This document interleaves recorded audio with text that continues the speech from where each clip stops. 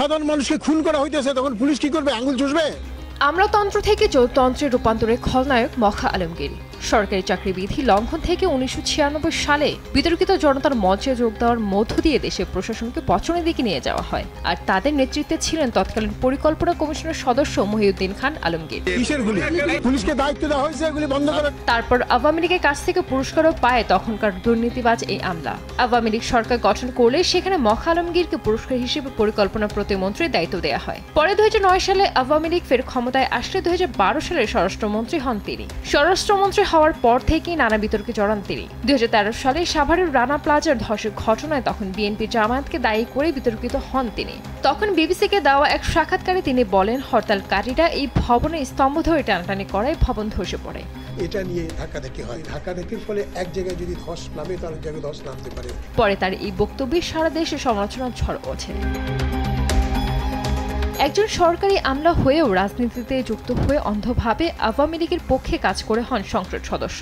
পরে মন্ত্রী এবং দলের উপদেষ্টা মণ্ডলীর সদস্য হওয়ার মধ্য দিয়ে অন্য কর্মকর্তাদেরও ক্ষমতার লোভী ও দুর্নীতিবাজ করে তোলার প্রক্রিয়া শুরু করেন মখা আলমগীর। পুলিশ রাবার বুলেট ছুড়ে, রাবার বুলেটে মৃত্যু হওয়ার কোনো কারণ নাই। প্রশাসনের বিভিন্ন বিশ্লেষকদের মতে আমলাদের একটি অংশ যদি একচেটিয়া ক্ষমতার অপব্যবহার ও দুর্নীতির সঙ্গে জড়িয়ে পড়ে, তাহলে স্বাভাবিকভাবেই অন্যরা আর বসে থাকে না, যে যার মতো করে দুর্নীতিতে জড়িয়ে পড়েন। এভাবেই মূলত নষ্ট হয়েছে দেশের প্রশাসন।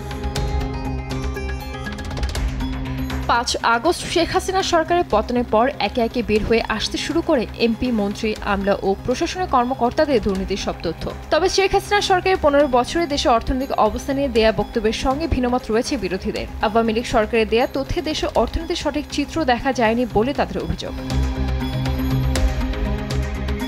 এমন প্রেক্ষাপটে আওয়ামী লীগ সরকার ক্ষমতাচ্যুত হওয়ার পর গঠিত অন্তর্বর্তীকালীন সরকার দেশের অর্থনীতির প্রকৃত চিত্র জানতে গত 28 আগস্ট একটি শ্বেতপত্র প্রণয়ন কমিটি গঠন করে।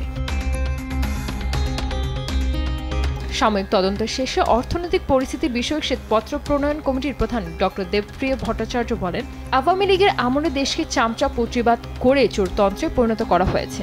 নির্বাহী বিভাগ, আইনসভা সহ সবাই চুরির অংশ হয়েছে। আমাদের কাজ চোর ধরা না, আমাদের কাজ হলো চুরির বর্ণনা দেওয়া।